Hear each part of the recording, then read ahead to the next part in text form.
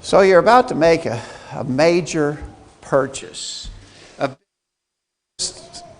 an item, maybe a $200 or $300 item, which you have to think about, give some serious consideration to that too. But I'm talking about a big deal.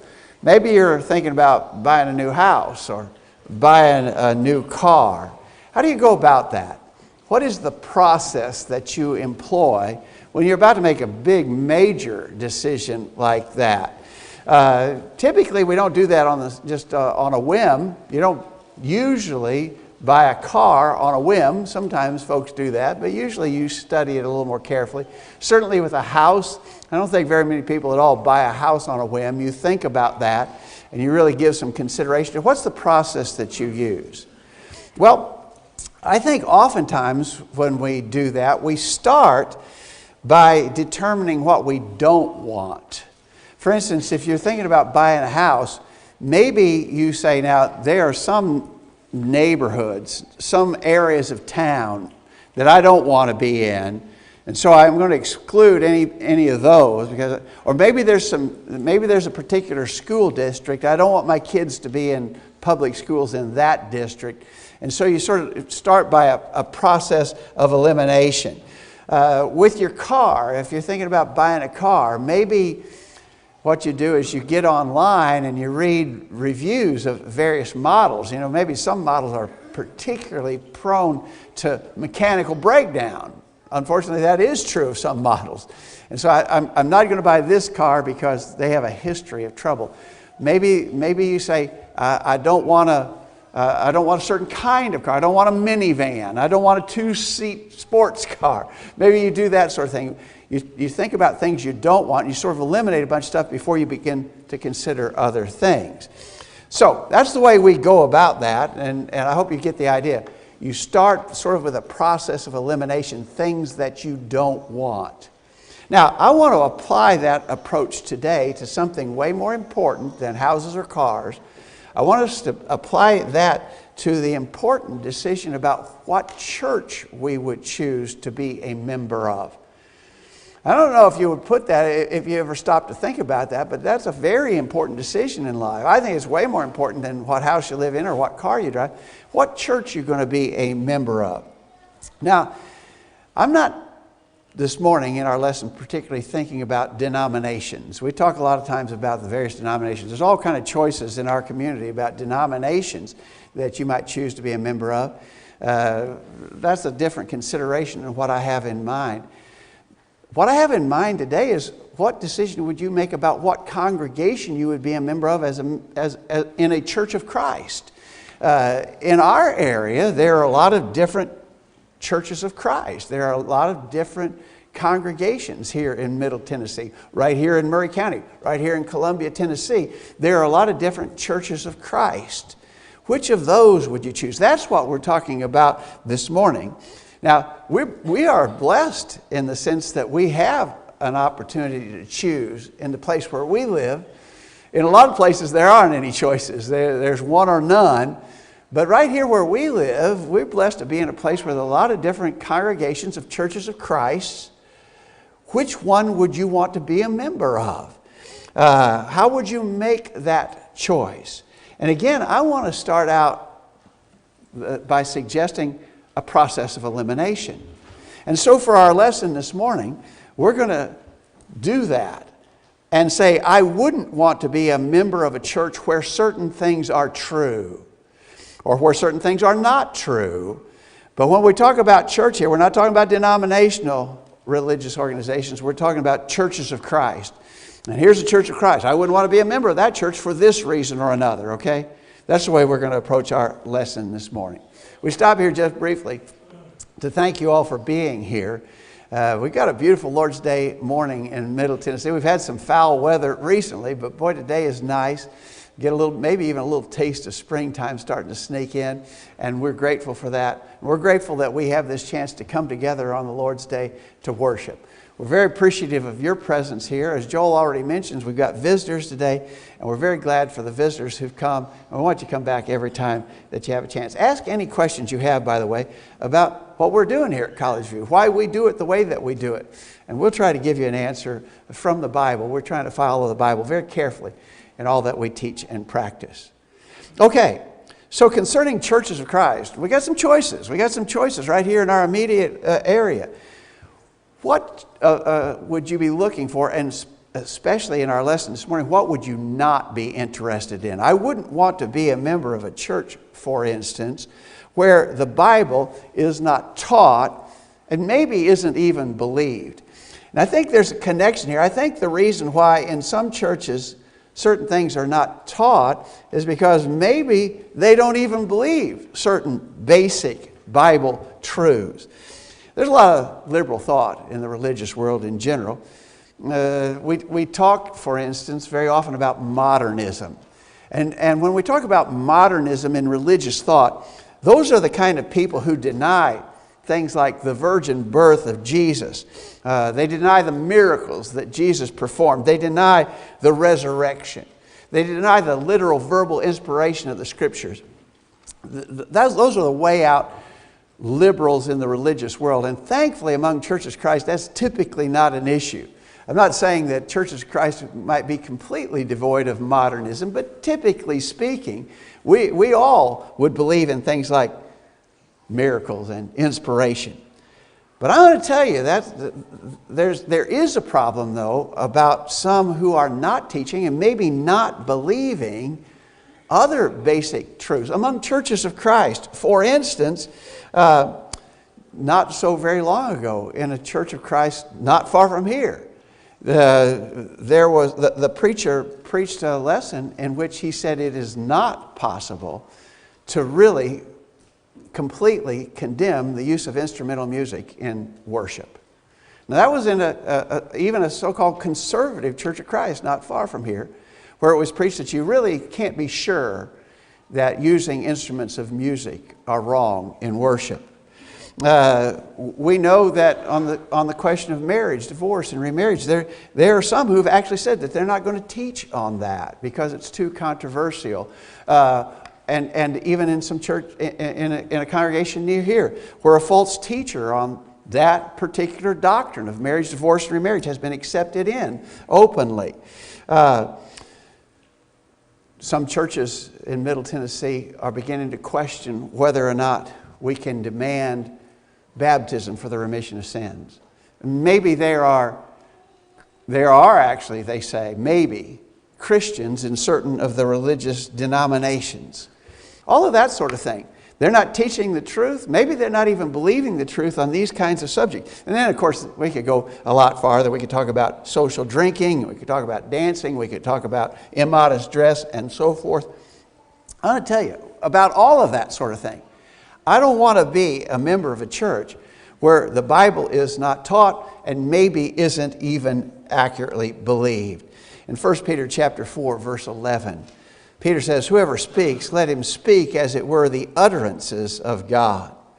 When it comes to the truth, it is not a matter of what I think, what you think, what our personal opinions are. Human wisdom doesn't matter. Tell me what the book says. I want to go to a church where that's what happens. They tell me what the book says. And if that's not the case, then I really wouldn't be interested in being a member of a church like that. And I hope you wouldn't either. I wouldn't want to be a member of a church where Bible authority is not demanded. A few years ago, and Wade will remember this, and he's brought it up before, we attended a religious debate among two preachers who were members of the Church of Christ, but they were coming from very different viewpoints. And one of those preachers in that debate said, "We do lots of things for which we have no Bible authority." Now, what he was trying to say is, well, we do a lot of things without Bible authority, therefore we can do other things without Bible authority. What a backward way of thinking. If we're doing something without Bible authority, let's stop that. We must stop that. We can't use that as justification to go further. The fact of the matter is, and that guy's statement just illustrated that when one thing is done without Bible authority, it opens the door for everything else that someone might consider or want to suggest without Bible authority. I'll tell you, we stress Bible authority here at College View a lot, and that's the kind of church I want to be a member of. I would not want to be a member of a church where they don't care about Bible authority. In Hebrews chapter 8, verse 5, Moses was admonished of God when he was about to make the tabernacle. For, see, saith he, that thou make all things according to the pattern showed to thee in the mount. I think we see there that we have a God who is a pattern God. God is a God of patterns. He expects us to follow the patterns. You know, some of our more liberal friends and brethren make light of what they call pattern theology. That we're looking for a pattern. We're trying to follow a pattern. Yeah, I would accept that as being a true statement. We are looking for biblical patterns. We want to follow the biblical patterns. We want to follow Bible authority. And I wouldn't want to be a member of a church that didn't have that emphasis. I want to tell you that I wouldn't want to be a member of a church where the elders don't do their work. There have been episodes through the years of times when people were sort of put off by elders trying to do what is their God-given responsibility. And we've heard it said, it's none of your business what I do. Elders have actually been told it's none of your business. I remember an episode a good many years ago right here at College View where some people who at that time were members of the congregation had their picture in the local Columbia Daily Herald. And they were sitting at a table with open wine bottles and glasses of wine there at their place setting. And they were pictured there at that place. Well, the elders at the time, the elders we had here at the time, called them aside just to ask about that and seek clarification as to what was going on. And the people got mad. And they said, it's none of your business. And they left the congregation just over the fact that the elders had questioned them about what was seen in the local paper. I'm going to tell you, they didn't want the elders doing their business. I think that was reasonably the work of elders. I think it was certainly within their purview to ask for clarification about that. I'm going to tell you, I don't want to be a member of a church where elders would hear of or come to know of something like that and do nothing about it and not even inquire about it. I don't want to be a member of a church like that. In Acts chapter 20, verse 28, a verse you know very well, the elders at Ephesus were told, take heed therefore unto yourselves to all the flock over which the Holy Ghost hath made you overseers to feed the church of God which he has purchased with his blood. It is the job of elders to look into such matters as that, to look out for the flock that is among them. It's God's plan, and the local congregation needs that, and the individual members of the local congregation need that. I would not want to be a member of a church where elders weren't pursuing their work in that way. Maybe closely associated with that, I wouldn't want to be a member of a church where immorality is tolerated. It's no news to you. I know that I'm not expressing anything to you that you're not fully aware of yourself. We live in a very wicked and immoral world, and it's getting worse exponentially. Faster and faster, the world's getting more wicked and more evil. It is just so. Sadly, to a degree at least, that wickedness and worldliness is infecting the church. It's infiltrating among members of churches of Christ. And some churches don't ever do anything about that. You know, it may be that a certain member is involved in some sort of sinful activity. It's made aware because some people don't even have enough sense to keep that sort of thing off their social media sites. And so maybe this member is involved in some kind of immoral deeds, and they're actually advertising their activities on their social media page, and people find out about that. Or it might be that here's a congregation and there's a member of the church who falls away, becomes unfaithful, and no effort is made to restore such a person. Sadly, there are a lot of congregations of churches of Christ who never exercise church discipline. I'll tell you, I don't want to be a member of a church like that where that sort of conduct is tolerated. We actually have an example of a New Testament church that was like that was tolerating that sort of thing. In 1 Corinthians chapter 5, beginning verse 1, Paul says, "It is reported commonly that there's fornication among you, and such fornication as is not so much as named among the Gentiles, that one should have his father's wife. And ye are puffed up, and have not rather mourned that he that hath done this deed might be taken away from among you." So I think Paul basically saying there's some horrible stuff going on in Corinth. It's bad enough that this immoral man is there, and that the community at large knows about it. Commonly reported, he says. That's bad enough. But what he's really addressing in this context is what the church had done about it. And the church hadn't done anything about it. They were tolerating it and letting it go on. And he goes on in that text, 1 Corinthians 5, to inform them about the necessity of withdrawing themselves from such an immoral man as that. Years ago, when we were unfortunately forced in the church where we were to go through a process of withdrawing from an unfaithful member, a young woman said to me, she said, "That is the most unloving and harsh thing I have ever witnessed," she said. You know, she was just absolutely, totally wrong about that. Exercising church discipline is actually a sign of greatest love. The fact of the matter is that Christians are saying we would rather forego our pleasant relationships with this person than to endorse what they're doing by continuing to engage with them in social matters. You know, it'd be easier to sweep it under the rug, just ignore it, let it go. Unfortunately, a lot of churches do that. But I want to tell you, I don't want to be a member of a church where I could fall away and nothing would be done to restore me. I don't want to be a member of a church like that. If I was to fall away, I want to be a member of a church where lots of members would reach out to try and restore me. And if I wouldn't repent, that the church would even go so far as exercise church discipline and withdraw from me if it came to that, because I would be in desperate need of it. At the time, I might not admit it, but I, in truth, would be in desperate need of the church acting in that way. And so, no, I wouldn't want to be a member of a church where immorality is tolerated, where church discipline is never practiced, because those are important measures that God has built into the church, into local congregations, and we need it.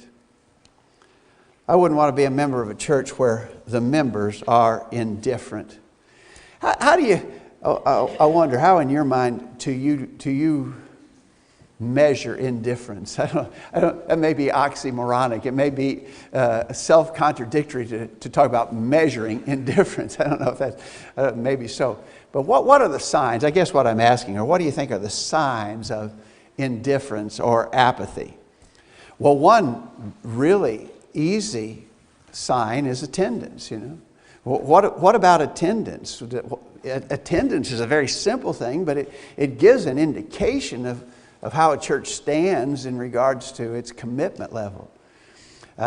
We see from time to time attendance records from churches even in this area. And they'll have X number of people on Sunday morning. They'll have half or less on Sunday night, and less than that on Wednesday night. And I tell you, I don't want to be a member of a church like that. What about Bible study? What about effective Bible study? People really committed to Bible study. I don't want to be a member of a church where people are not dedicated to the Word and want to study it diligently and learn it and apply it. There's just various signs of spiritual indifference, and I don't want to be a member of a church where people are not interested in being immersed in the work of the church, being fully involved in the work that the church is doing. No way. That's not where I want to go to church. In Revelation, we have a church that is described in those terms. You know well what the Lord said to the church at Laodicea. He said, "I know thy works, that thou art neither cold nor hot. I would thou wert cold or hot. So then, because thou art lukewarm and neither cold nor hot, I will spew thee out of my mouth." I want to tell you there's a lot of churches of Christ that would fit in the category of being lukewarm. We don't want this church to be lukewarm. And I don't want to be a member of a church that is lukewarm. That's just not what I'm looking for. And so you see the suggestion here is sort of a process of elimination. We got choices. There's various congregations scattered all around here in Middle Tennessee. And you could choose to go this one, that one, another one. What are you looking for? But maybe start your study, by your analysis, by what you're not looking for. I'll tell you, I wouldn't want to be a member of a church where brethren don't show love for one another.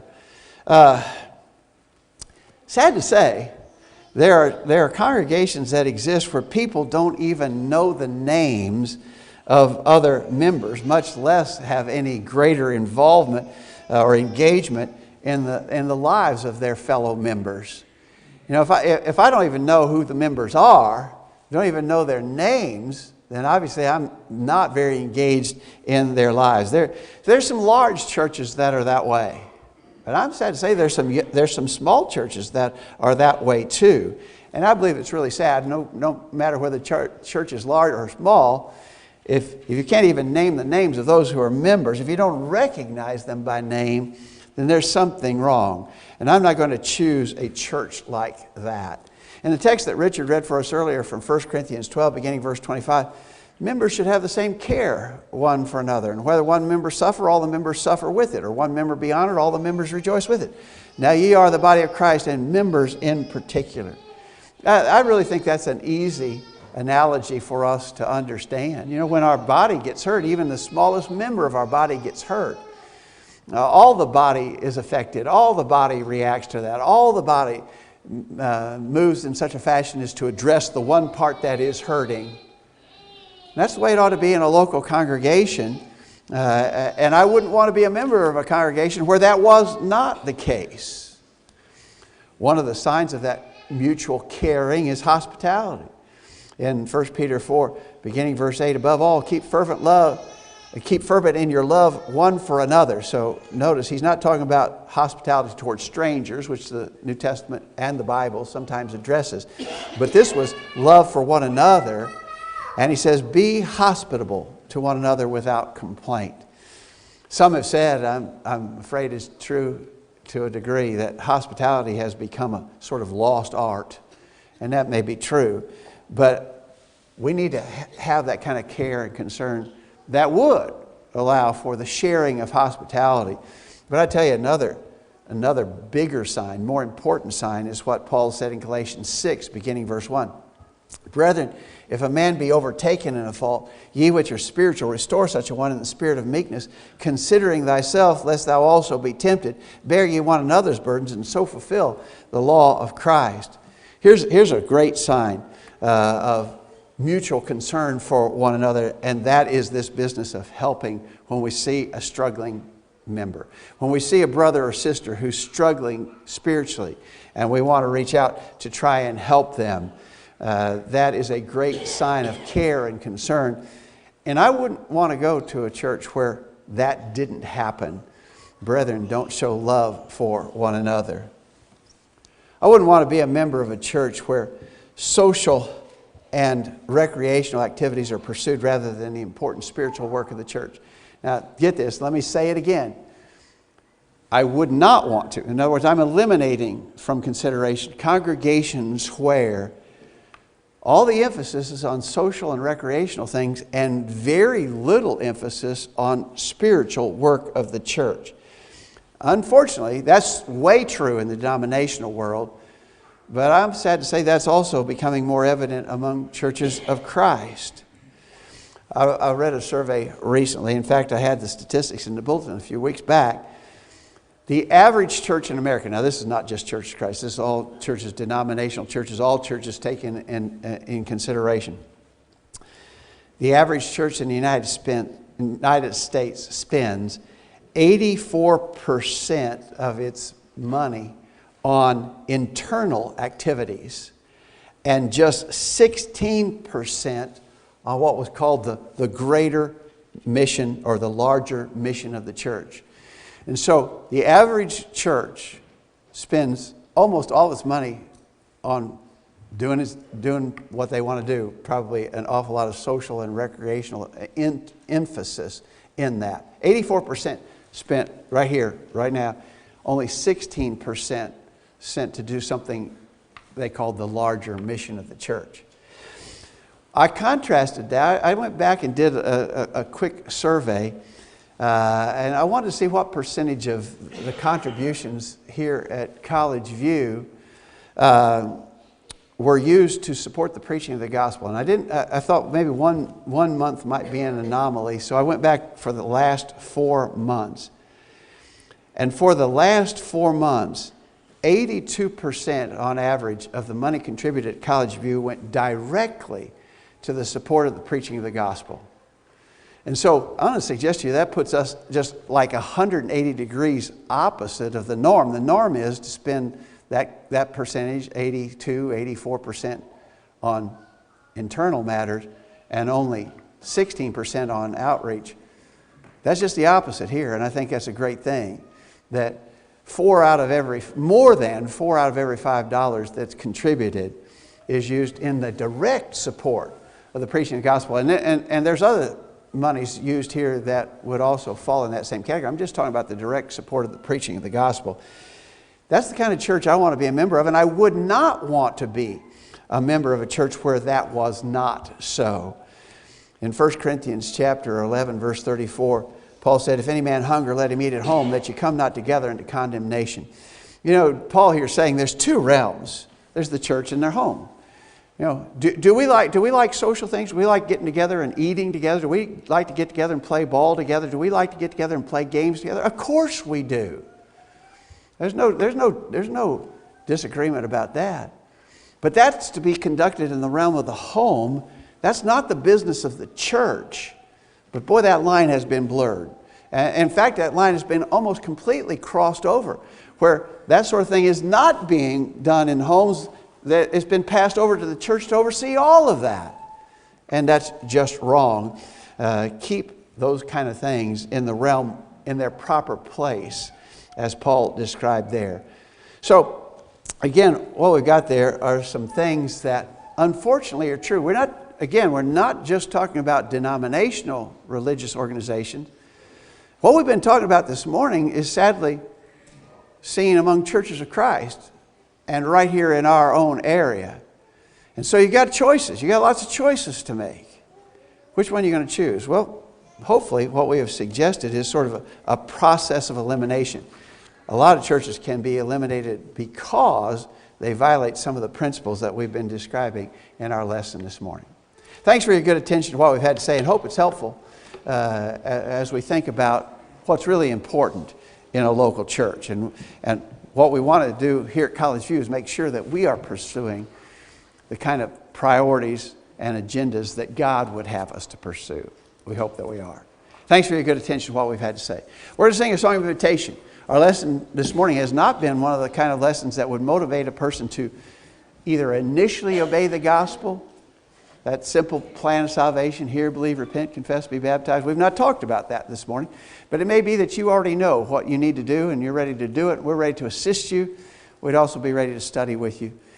On the other hand, if you are already a Christian, but you're in need of being restored to the Lord, you've fallen away, maybe need the prayers of the saints. If we can help you in that way, let us know while we stand and sing this song.